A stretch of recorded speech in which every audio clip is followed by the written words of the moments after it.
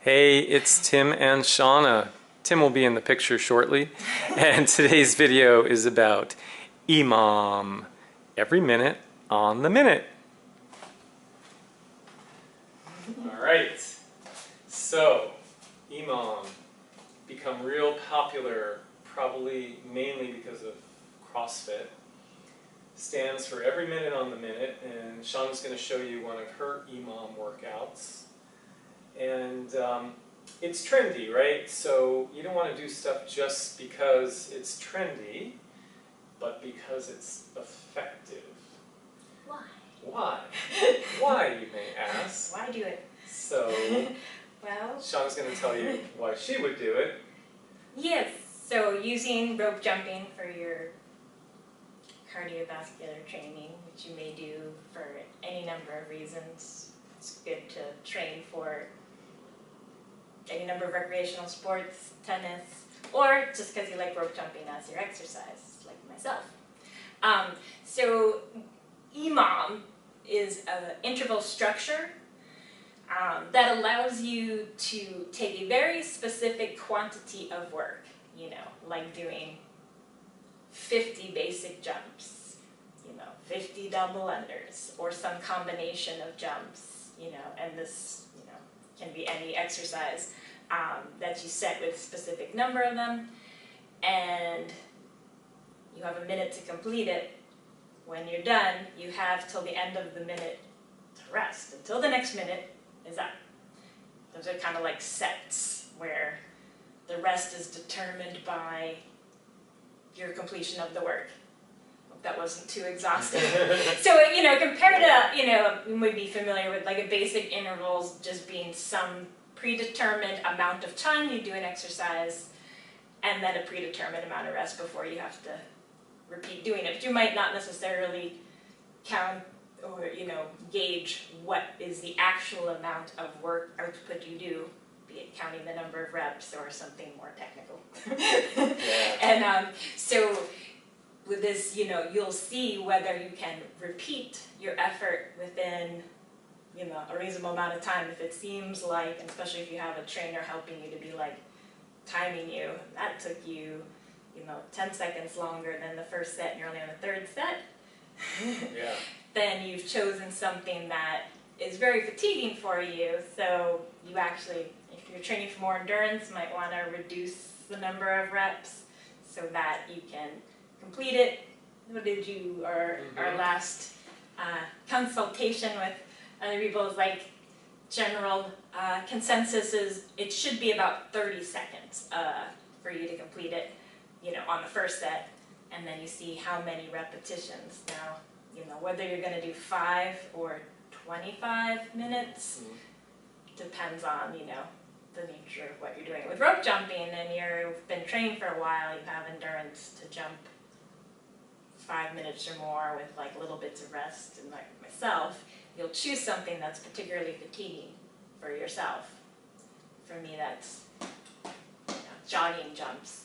Yeah. Going fast. So, Yeah. and then also seeing whether you can avoid missing based on fatigue. So you're working on, keeping your agility under that state of, building up fatigue. Fatigue possibly building up.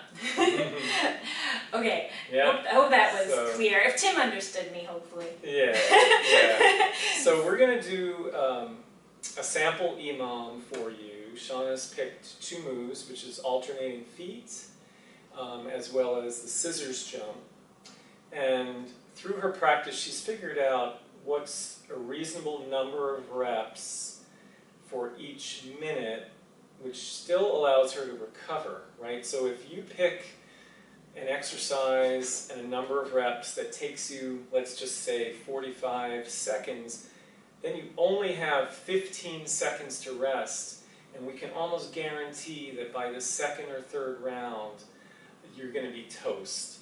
Now, maybe you only want to do a few rounds, but most people will do somewhere in the neighborhood of 5 to 10. So there's a little bit of trial and error.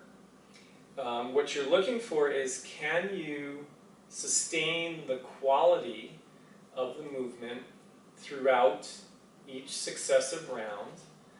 In other words, you don't want to be missing, tripping, getting sloppy with your jumps. And secondly, you don't want each bout of work to take longer and longer and longer to the point where, you know, by the third or fourth round, it's almost taking you a full minute, because then you're done.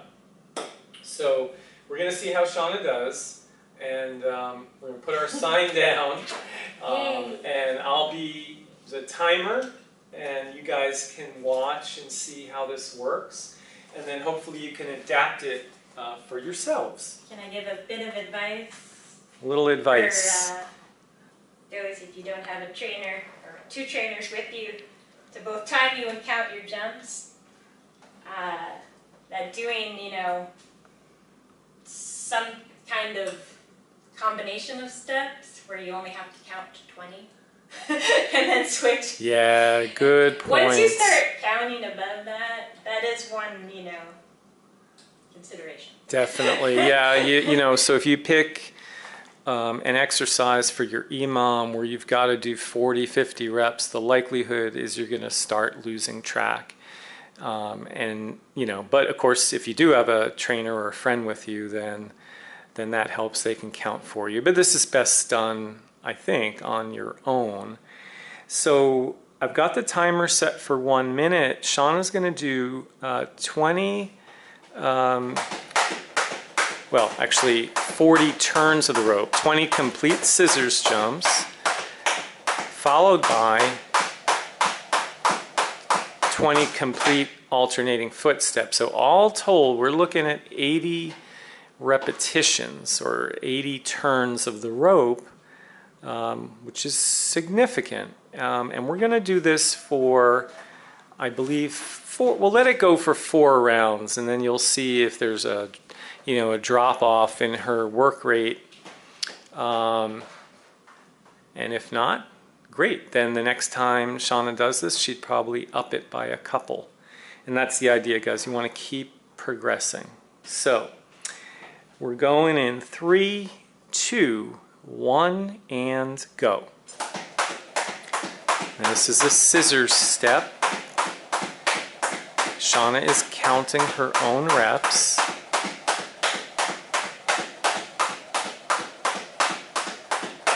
And that was 15 seconds of work. Now she's alternating feet.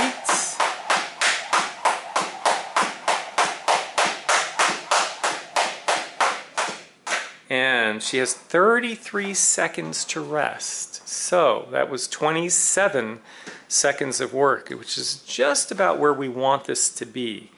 Remember, if your work is taking you more than 30 seconds, the likelihood is there's going to be a pretty significant drop off. Okay, so there's still 12 seconds to rest before the next round, which begins in 3, 2, 1, and go. Round 2. Starting with the scissors. Now, a lot of this is subjective, right? You might complete the work, but you might feel a little tweak in the ankle or the foot. Now we're moving on to alternating feet.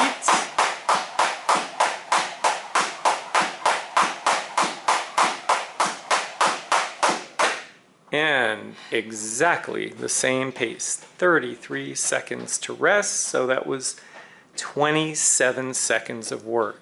Now it's possible that Shauna might be able to go a few rounds at that same rate. Definitely. We got 15 seconds to rest before we begin round 3. All right. Round 3 begins in 3, 2, 1, and go.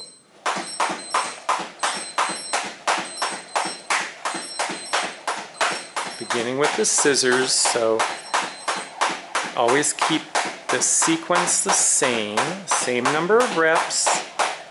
Remember, it's 40 foot contacts.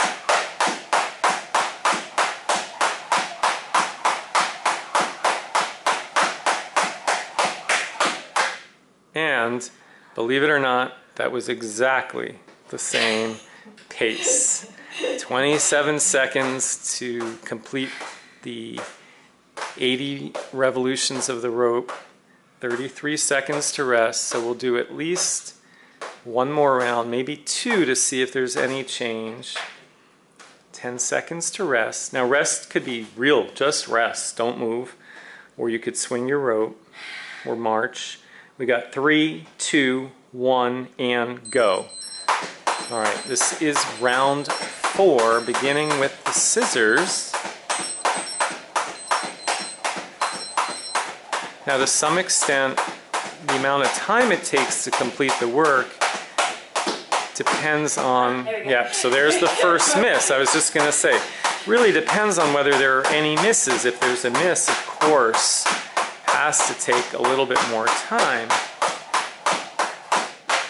And now there's 30 seconds. So there was a 3-second shift.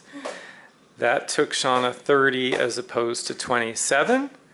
And why don't we do one final round if she's okay with that. This will be round 5, so 5 minutes. It is kind of fun to do. Like little challenges. You know. And we have 3, 2, 1, and go. So you would never pick a step that you're not competent at, because that would be really frustrating. We want to focus on whatever energy system we want to emphasize. There's alternating feet.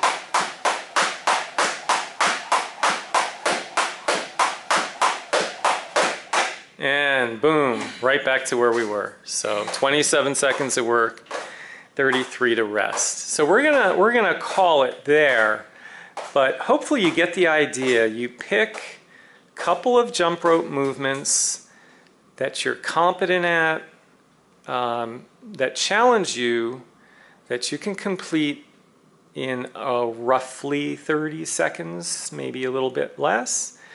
And then how many rounds you do really depends on what your objective is, right? What kind of conditioning goal you're trying to attain. Now in Shauna's case, maybe she'd do another 5 rounds. I'm not really sure. Depends what she's after. But or you could add reps.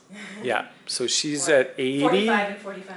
So maybe, right, so maybe bumping up to 90 total, 5 with each movement would be another way to go.